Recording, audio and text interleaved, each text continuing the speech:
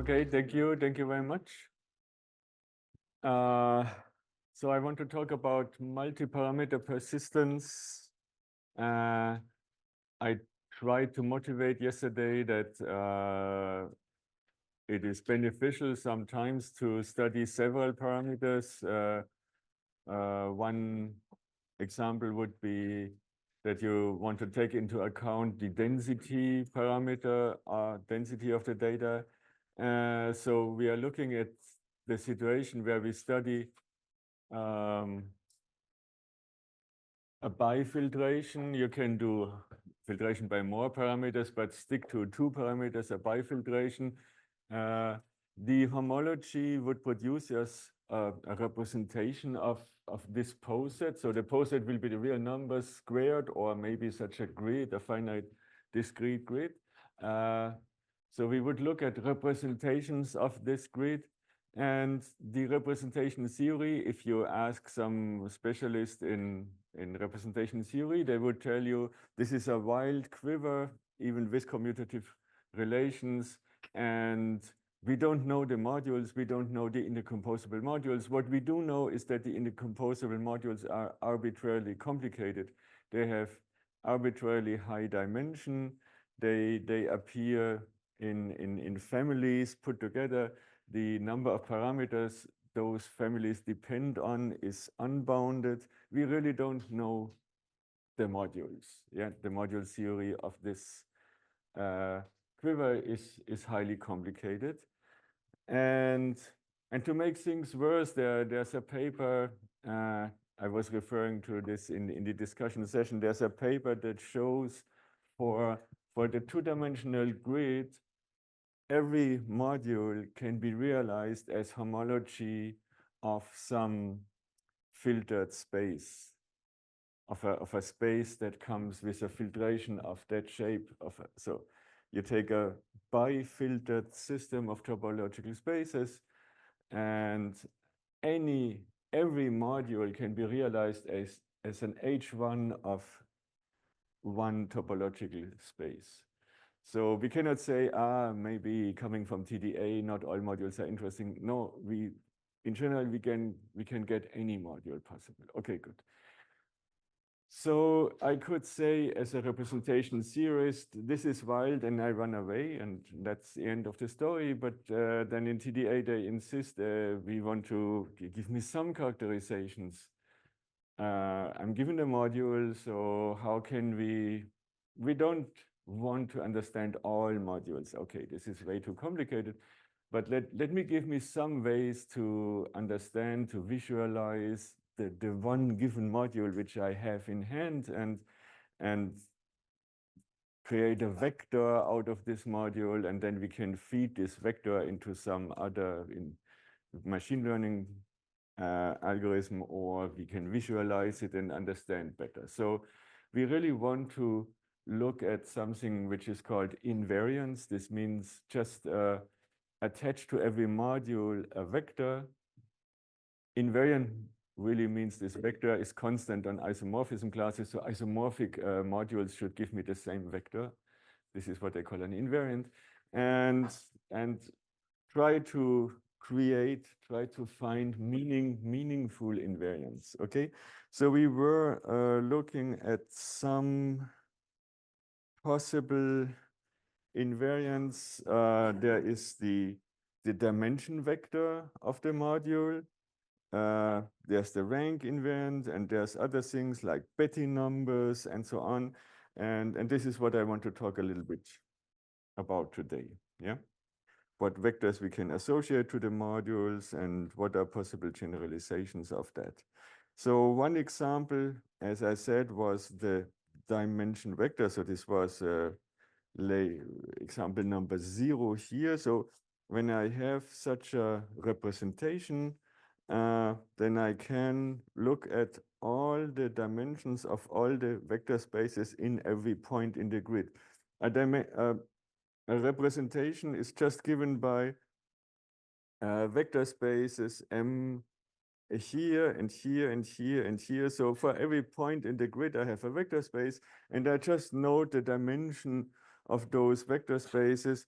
this is the dimension vector of the module. Okay, so this is one way to get information.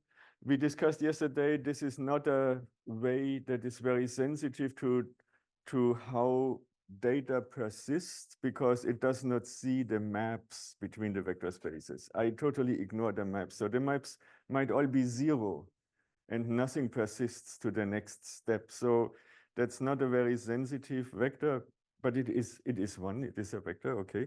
But you see that we want to improve, we want to get something better than that, okay. Okay, there was an example of the dimension vector. And the other example would be the rank vector, yeah?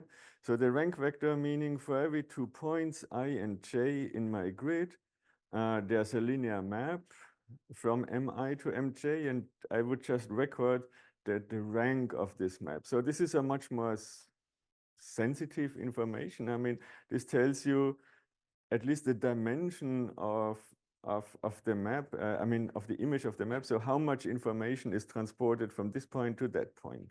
So that looks a lot more reasonable in my opinion.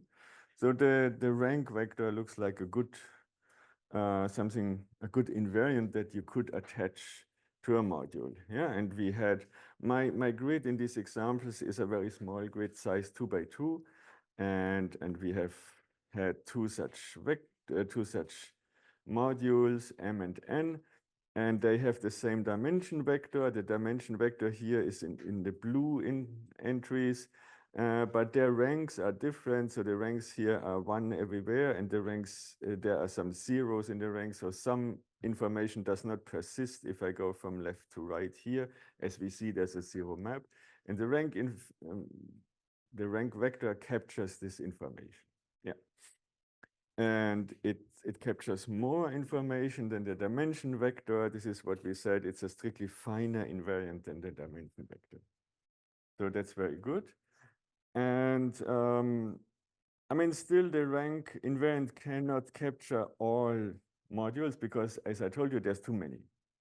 Yeah, there's no complete invariant. There's no invariant that will distinguish between all non-isomorphic modules. That just doesn't exist. Yeah, and like a simple example of two modules that the rank invariant cannot distinguish is on this slide. I want two modules which are not isomorphic, but that have the same rank invariant. I can compute the rank invariant easily. And how do I decide they are non-isomorphic? Okay, I give myself two modules that are direct sums of different indecomposables.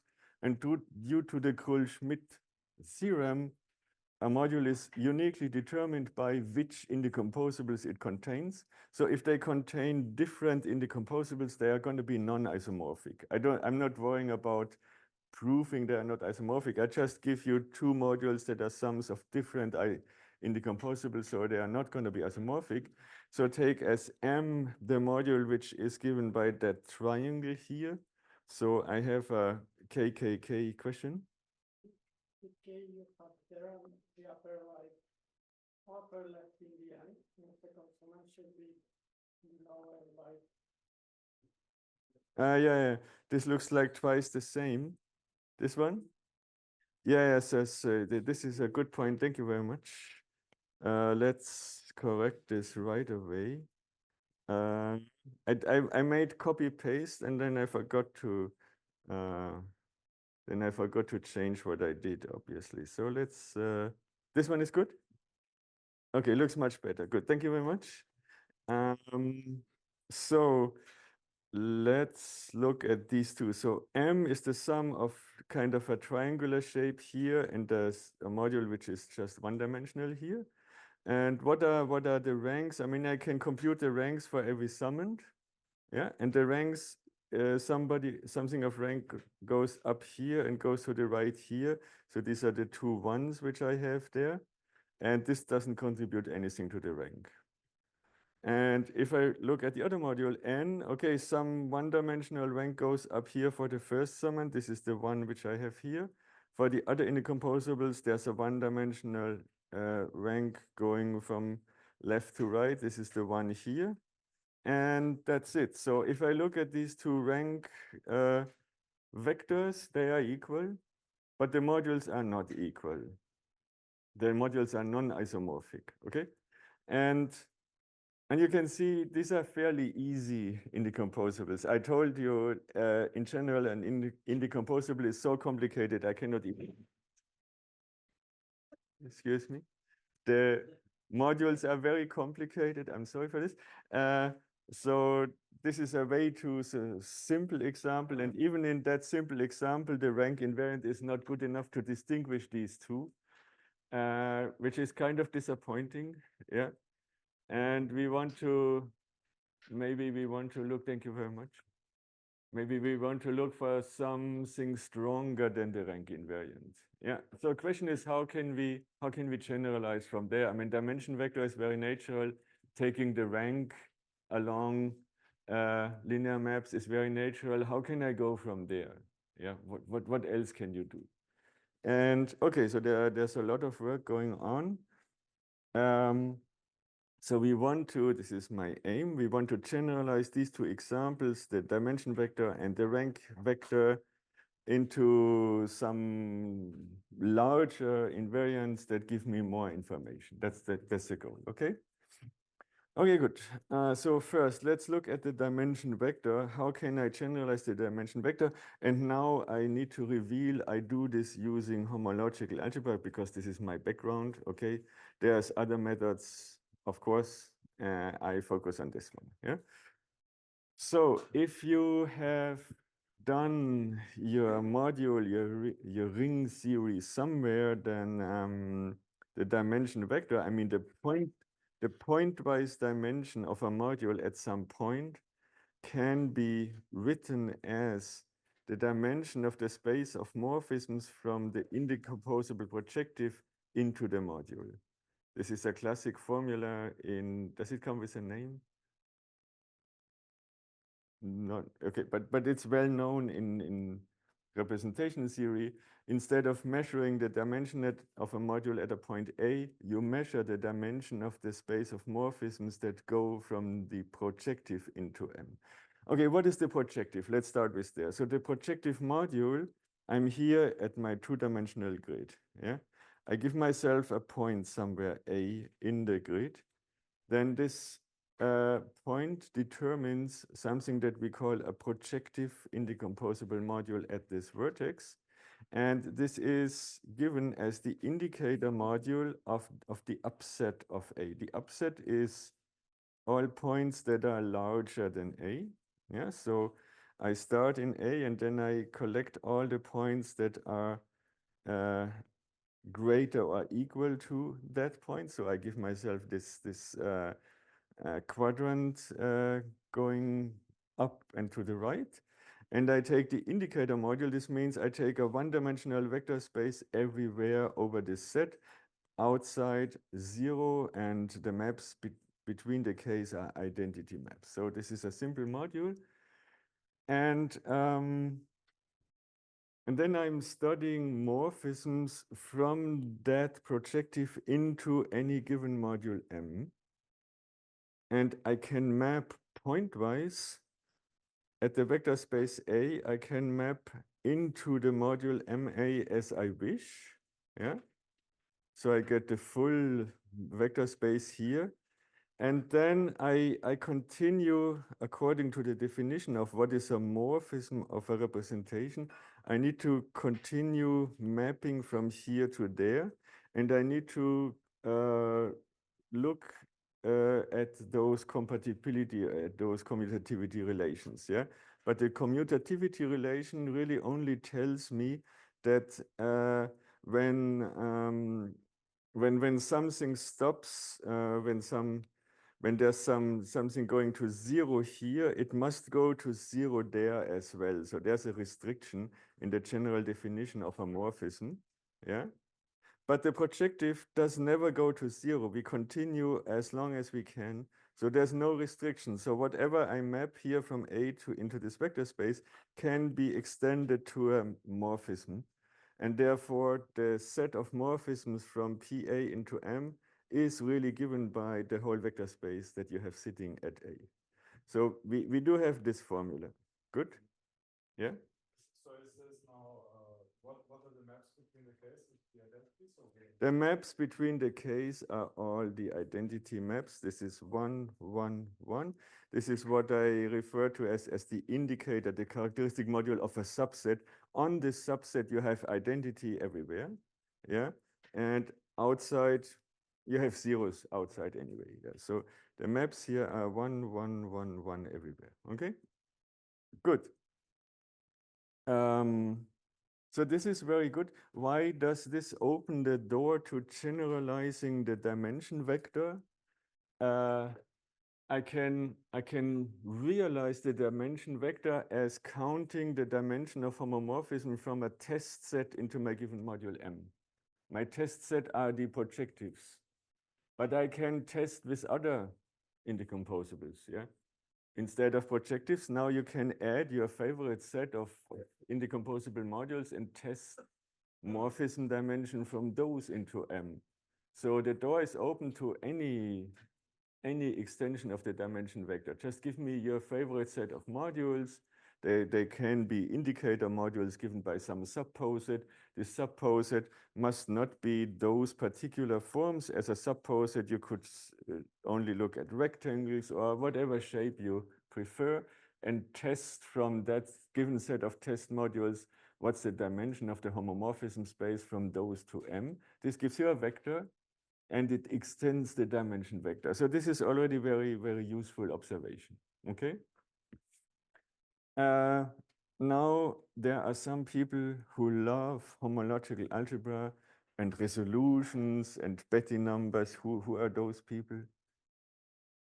Yeah, you're in the hiding. Okay, so you can do a lot more things than that, and I don't know if you if you live anyway.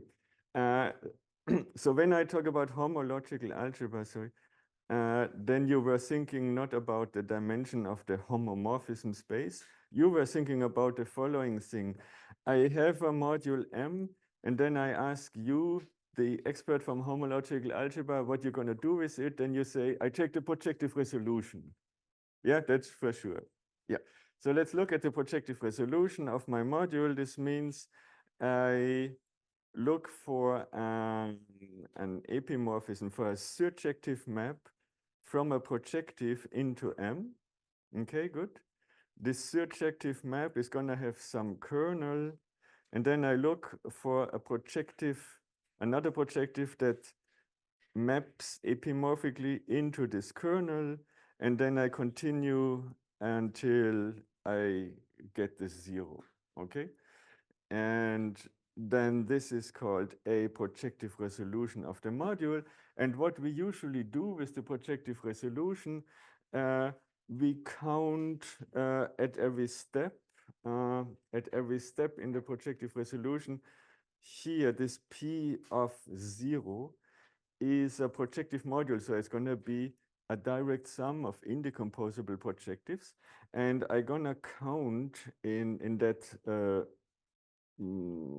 notation bracket pi, I'm going to count how often does each indecomposable projective appear in P of I at this place. Yeah. And these multiplicities, they are called the Betty numbers. Yeah. So these are the Betty numbers. They are graded because they come with a degree 0, 1 up to L. Okay. And so what is done in homological algebra? You want to sum up those graded Betty numbers with alternating sign. Then you get something you can attach to the module M.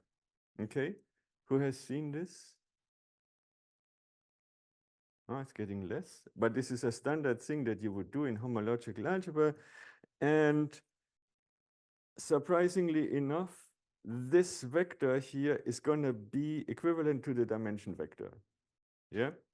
So there's one indecomposable projective for every point in the poset, and there's one one-dimensional module for every point in the poset. And you can express this class of M or the dimension vector of M in one of the two bases. And there's a base change that goes from this side to that side. So the information giving the dimension vector or given that class of M in the projective resolution is equivalent. So this is good. And how does this open the door to new invariants? Okay, you can say instead of approximating my module M by projective, so I want a map from a projective that surjects onto M, I can give myself other modules that project onto M and do a resolution not with P, but do a resolution with some modules X and do the same class. So then I can get a relative resolution and I can get more information about my module, yeah? Or somebody asked me about the graded Betty numbers. Who was that? Yeah. I mean, instead of summing them all up with an alternating sign and some might cancel out, you might want to take every one of them as one vector. So you can get more information if you take the vector of the zeros Betty number and then on top of it, the next vector of the Betty numbers of degree 1 and of degree 2. So you get like a whole matrix. You get more information if you don't sum them up, but if you store them separately, you gain information, yeah?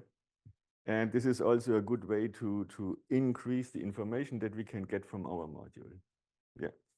So there's a bunch of things you can do with homological algebra to extract more information from your given module. Yeah. And I want to, okay, so what do I want? I want to come back to study in particular this idea, the idea that dimension vector is testing the dimension of morphisms from some given set of modules into M. How can we put other modules into play? So this has been done in a theorem by Botnan, Oppermann, and Udo in 21.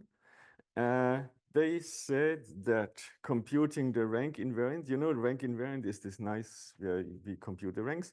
Computing the rank invariant is equivalent to compute the dimension of the homomorphism spaces from the projectives into M if A equals B. If A equals B, then this is just the dimension. So this recovers the dimension vector. We have seen this. But then you need to add more information because the rank invariant contains more information. To get this more information, you need to test with more modules. And the test modules, they say, are those guys, HAB, for A smaller b, where HAB is a quotient of the projective in A over the quotient over the projective in B. Okay, so what are we doing? We take this projective module PA, which starts in A and lives on forever. Then somewhere further down, there's a B, okay? And we look at the projective in B and we quotient it out. This is a submodule, we compute the quotient. So this part here is going to be canceled. So we get a module that kind of looks like this, yeah? So this module is going to be one-dimensional here everywhere in the shaded region. All the maps are identity maps in the shaded region. But then we cut out here, so we have a 0 here and 0 there. This is the module, yeah? So I give myself some shape, a subposet. Along this shape, I take the indicator module, k with identities everywhere. And then I just test those modules, how often do they map into M? Gives me more information. And what they show for this particular choice, they call it the hook module, because it looks like a hook. For this particular choice of modules, the hook modules and the projectives, if you store all this information, then you get some vector which is equivalent to the rank vector. That's kind of surprising or okay, nice, fine. So this gives you one way to generalize dimension vector. You add those hook modules, you get information which is equivalent to the rank invariant.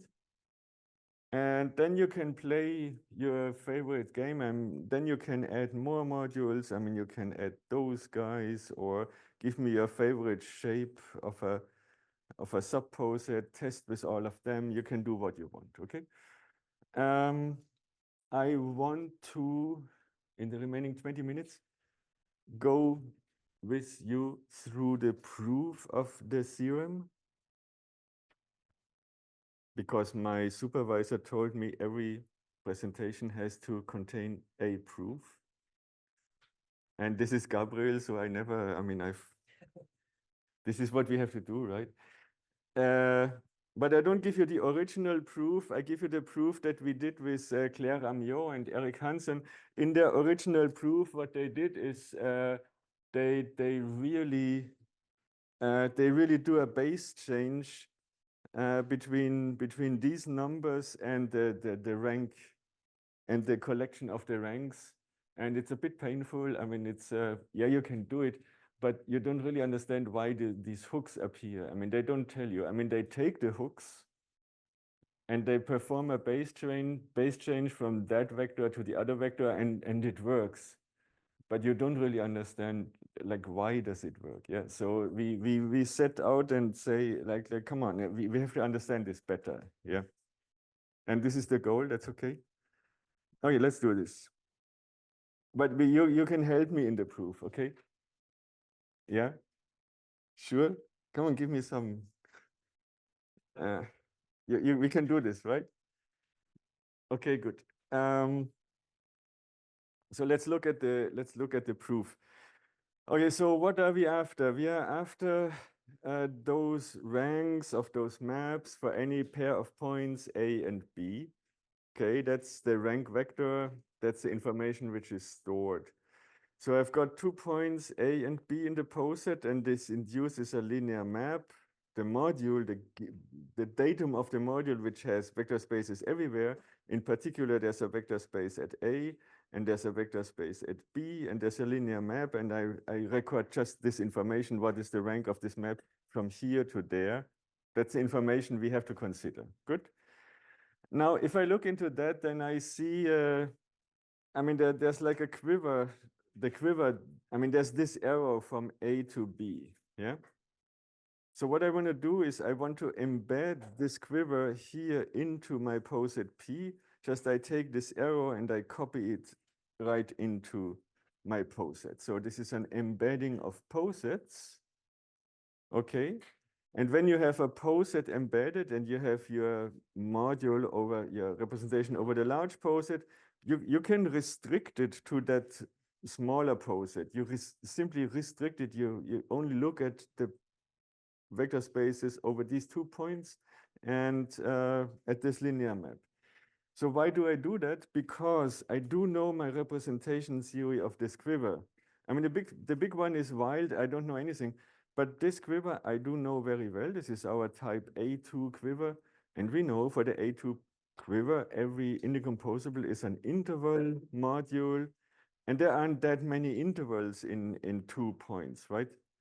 I mean, there is the interval that goes from, which intervals do I have? I have the interval from A to A. This is this one. I have the interval from A to B.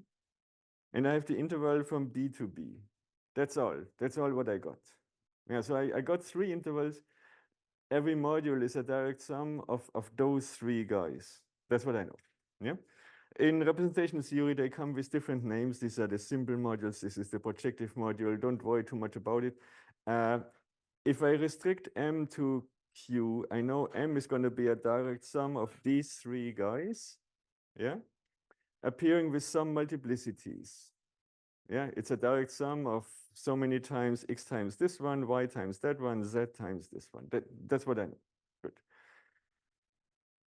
Now, I'm interested in the rank of this map. Okay. Now, the simple one, this guy here, does not contribute anything to the rank.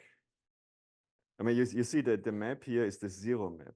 Yeah, that doesn't contribute to the rank. This one does not contribute to the rank. The only guy that contributes to the rank is this one guy, yeah? So that the rank of this map is really the multiplicity of this guy as a summoned in the restriction to Q. Are we good up to here? Okay. So if I want to determine the rank of my module, that's the number I'm interested in, I restrict it to Q, I decompose it, and I just count how often does this guy appear. That's how I determine the rank of the module, my number. It's now the multiplicity in the direct sum decomposition. That's good, okay.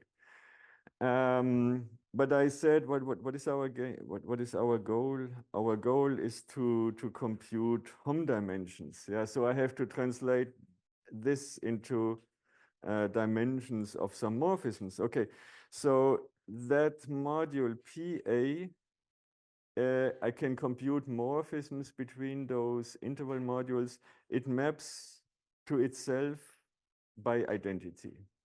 Yeah. So instead of counting the multiplicity, I can say I count the dimension of how often does PA map into M. Yeah, for every one time it appears, this gives me one extra dimension. But then you see that there's also a map from PA to SA. Yeah. So if I do that whole thing, then I overcount and I have to subtract how many times does the SA appear. Yeah. So if I can replace this multiplicity count by counting the dimension, the difference of these two dimensions.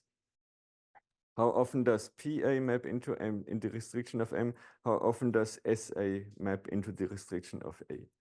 And that's very good. So I replaced the rank count by counting Hom dimensions from some guys, from some indecomposable modules into M.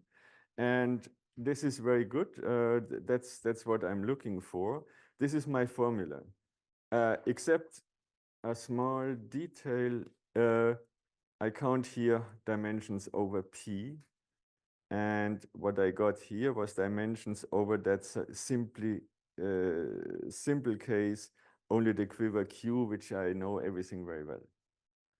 Okay, good. So I have to lift this information, Hom dimensions over that simple quiver Q between some modules. I have to lift this to the larger poset. Good.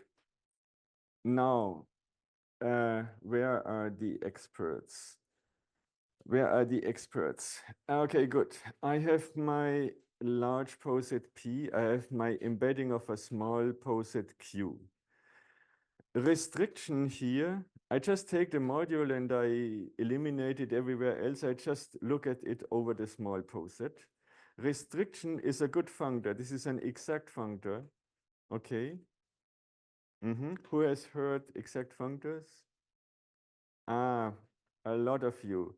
So are you aware that exact functors allow for an adjoint functor? Yeah, whenever you give me an exact functor, there's a pair of two adjoint functors. One is left adjoint, one is right adjoint. There is something like that, okay? So there's from general algebra, there are methods.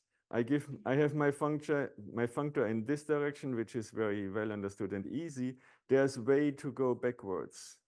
Yeah. So this exact functor allows for another functor here, which is a left adjoint.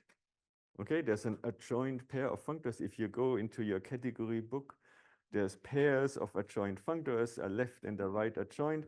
This is the right adjoint, this is the left adjoint. Okay, good. And they allow me to go backwards. They allow me to go backwards. This is exactly what I want, because my situation here is I have some information on homomorphism spaces over the small poset, and I want to lift it to the larger poset. I want to lift it from here to there. So I'm gonna need this functor here. That's good. You see the strategy? Okay. So with an adjoint pair of functors comes an adjunction formula. Okay, this is a very dangerous question. Who has seen adjunction formula? There are some graduate students, some people, experts. Come on, who has seen adjunction formula? Okay, very good. Is anyone of you brave enough to tell me what does it mean, the adjunction formula? You go into your Carton Eilenberg book. There's a module, okay, I help you. There's a module M over the large poset. There's a module U over the small poset. And we want to compare homomorphisms over the large poset into M with homomorphisms over the small poset starting in U. There's some adjunction formula. Do you know how this goes? The left adjoint on the left and the right adjoint. Okay, good. So the thank you very much. This one is the left adjoint, right? Okay, very good. So let's do this. So the left adjoint on the left. So the left adjoint I can write as okay. I can realize this is also the left adjoint. I can realize it always as a tensor product. Okay. So the left adjoint on the right means on the right the left adjoint on the left. The left adjoint on the left. So I do here PE tensor the smaller module U. Okay, that's good. I start with my smaller module U. I can lift it up here with that functor. And then on the left-hand side, I do hom of the left adjoint with M. Very good. And on the right-hand side, I take my M and I want to push it down to Q, so I take my restriction. Yeah, on the right-hand side, I put M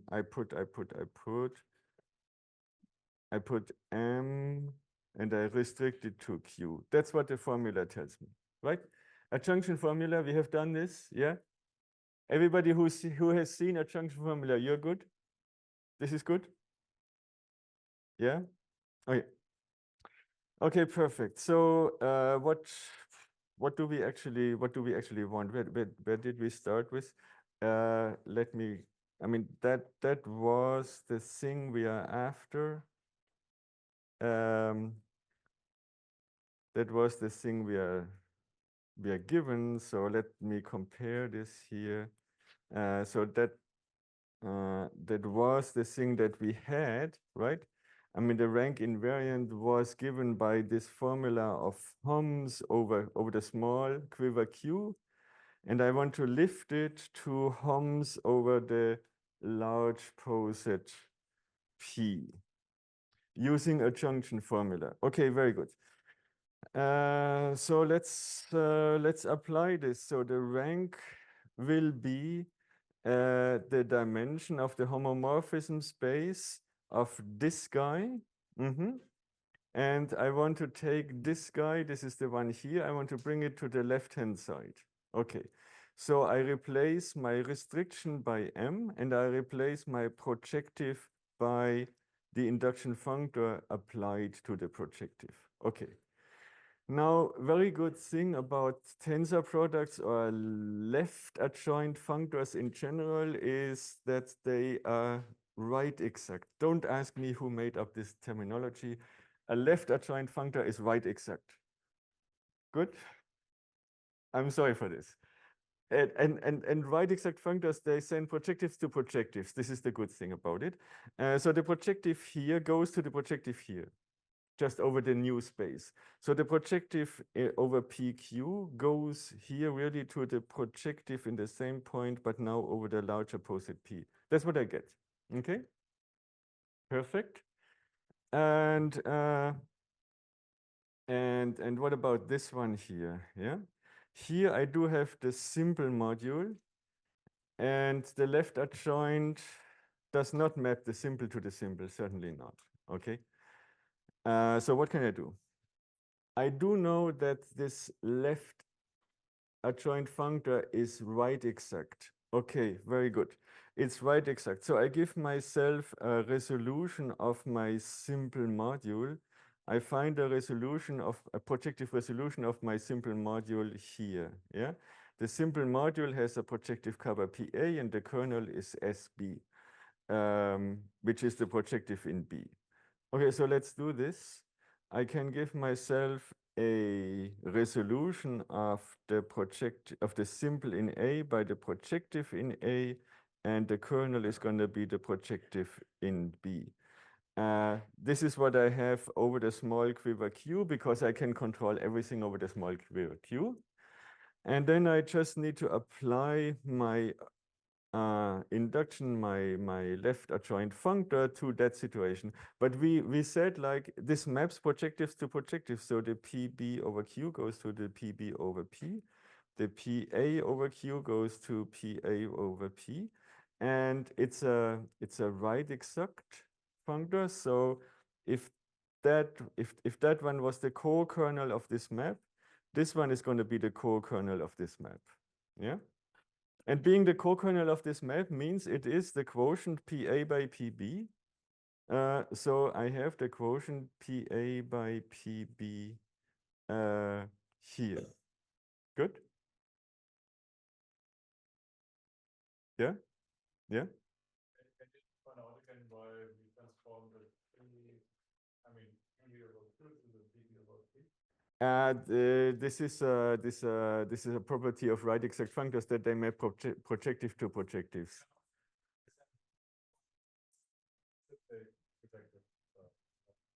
No, okay, that's really what it does. The specific projective in a point A goes into the specific projective over the point A.